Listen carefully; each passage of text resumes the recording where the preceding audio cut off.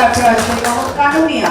প্রথম দিনে বলেছিলাম যে পুলিশ কমিশনার হিসেবে আমি জনগণের ইচ্ছা প্রতিফলক হিসেবে কাজ করব। জনগণের ইচ্ছা অনুযায়ী তারা যেটা চান সেই অনুযায়ী আমি কাজ করব। পুলিশ নারী কল্যাণ সমিতি পুনা এটি কিন্তু একটি অলাভজনক সামাজিক সংগঠন।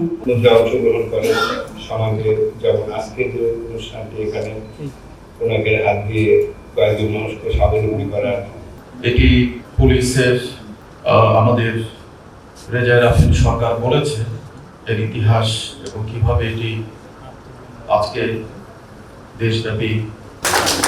তারপর আছে মোহাম্মদ কানুনিয়া, ঠিকানা দেবপুর, ইসলামপুর, সিলেট সদর। রাখেন ধরে রাখেন।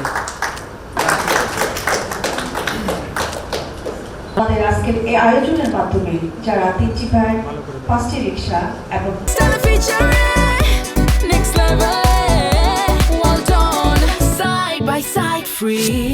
সভাপতি সিদরাতুল মুনতাহা,